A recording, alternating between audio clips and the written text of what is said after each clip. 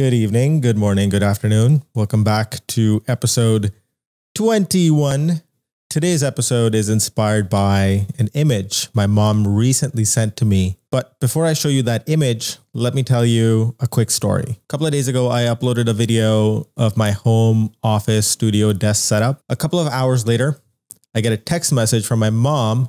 And on opening the text message, I see an image. Okay, I'm looking at the image too, as you're looking at the image. Let me describe the image. This is the end of 2015 when I had recently moved to Canada. I was living in the den area of a 2-bedroom apartment.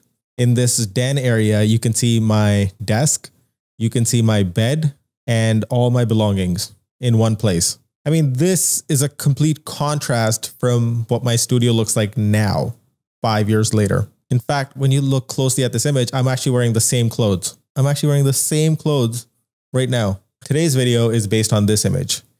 It's a truthful account of what it's like when you move to Canada from India.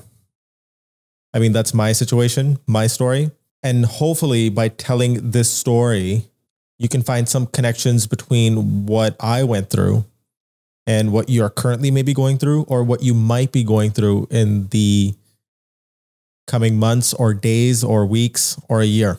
Before unpacking and unfolding a truthful account, an honest and transparent view of things that transpired once I moved to Canada, I want to share a joke. And this is something I'm going to have to do in Punjabi first, and I'll explain it to you in English. Jad kudi wale munda ਲੱਭ ਰਹੇ ਹੁੰਦੇ ਆ ਪੰਜਾਬ ਵਿੱਚ ਵਿਆਹ ਕਰਾਉਣ ਨੂੰ, ਮੁੰਡੇ ਵਾਲੇ ਨੂੰ ਪੁੱਛਦੇ ਨੇ ਕਿ ਜੀ ਤੁਹਾਡਾ ਮੁੰਡਾ ਕਰਦਾ ਕੀ ਹੈ, ਤੇ ਉਹਨਾਂ ਦੇ ਮਾਪਿਓ ਬੜੇ ਹੰਕਾਰ ਨਾਲ, ਸਾਡੇ ਮੁੰਡੇ ਦਾ ਜੀ ਕੈਨੇਡਾ ਦਾ ਵੀਜ਼ਾ ਲੱਗ ਗਿਆ.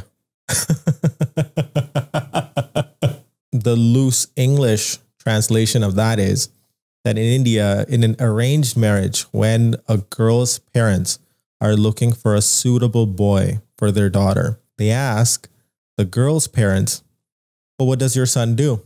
And the boy's parents proudly declare and announce that our son just got the visa for Canada. He just got his PR. And that is apparently good enough on its own for them to hand over their daughter's hand for that boy.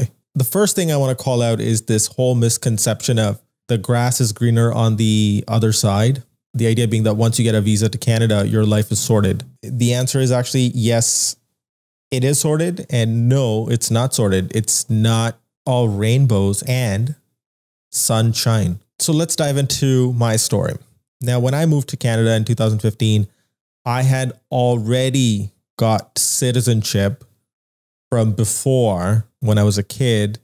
So when I moved here in 2015, I was already a citizen of Canada, which is a huge leg up from people who land in Canada and are trying to not only get educated, pay for school, get a part-time job, try to secure their paperwork and get residency in the country. The other thing that worked really well for me was when I landed in Canada, my parents had already invested in a condo, which was a landing pad for me when I arrived in Canada. Now, I had a roof over my head and I was living with my sister and my mom in that condo.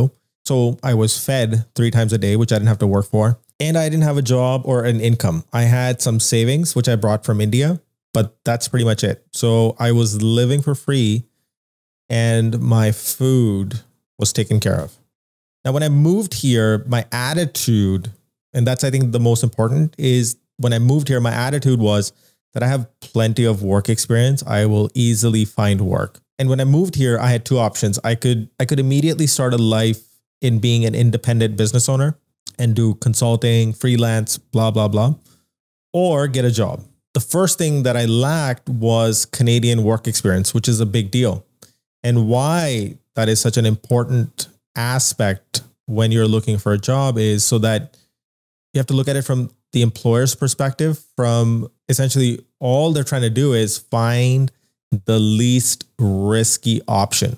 Employers want to hire somebody they trust and confident in giving those responsibilities and in that role. And during those early days when I was not employed, I wasn't making any money, the first thing that happened was everybody around me, friends, family, relatives, would all start giving me advice.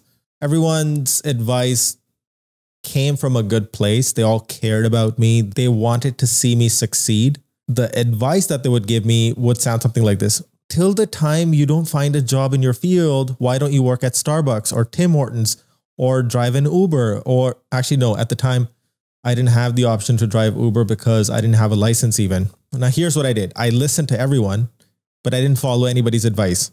I was like, in my mind, I can get a job at Starbucks. But in my mind, I was like, every minute I don't spend and invest in myself and pursuing the thing that I want to do is time wasted.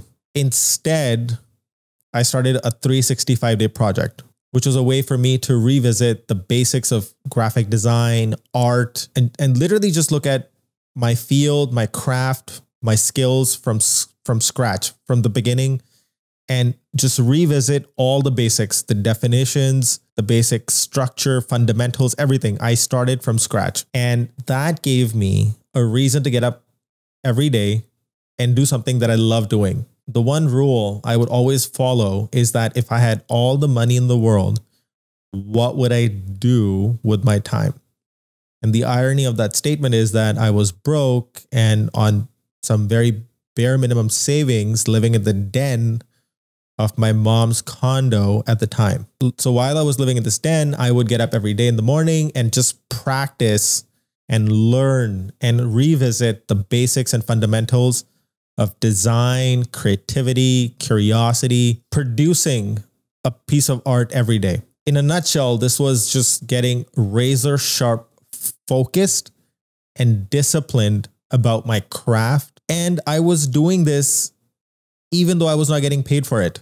I was just enjoying it so much and I loved doing it. So I just kept doing it. One of the most important pieces of the puzzle was that I kept my expenses super low. Not having the pressure to pay for things I didn't need gave me the freedom to pursue my passion in art and design. Now, during this period of a year and a half, I was constantly bombarded with advice, which I completely ignored. I just stayed focused and disciplined on just practicing my craft. And by not having any expenses, being super scrappy and frugal, I was able to sustain myself during that period. Back then, a day where I had spent money on a Go bus from Brampton to downtown and back, plus a Tim Hortons wrap, was a really big deal. Like that would be maybe once every 2 weeks. That would be my biggest expense. A Go bus ride from Brampton to downtown to visit my friend and eat a chicken wrap. All my local commute within downtown Toronto was all by foot. I was able to sustain myself for about a year and a half on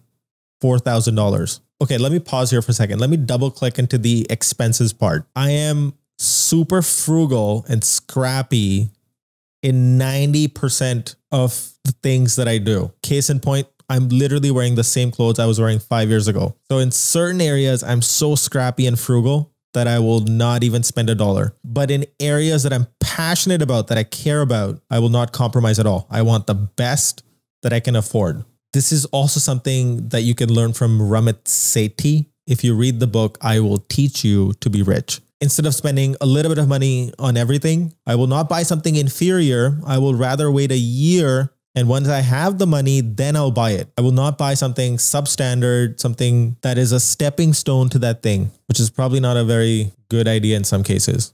When it comes to advice taking, everybody around you is going to give you advice based on their experiences, based on their understanding of the world, how they relate to the world. But your story, your situation is different. And if you are strong internally, stay focused on your path. Now, I made a separate video on how I got my first job, which I'll link here. You can go watch that to see and learn how you can apply some of that thinking to your job application process. Now, if you were to watch my home desk studio tour video, you'd be like, well, this guy's balling. But literally 5 years ago, I was living a very different life. And at the time, this life that I'm living now seems so far away. seemed like it would take years to manifest. But I followed 3 simple rules and I stuck to them no matter what. So that is my honest account and story of what it looked like and felt like to be in Canada as a citizen. Okay. Hopefully all of this made some sense. I will see you tomorrow.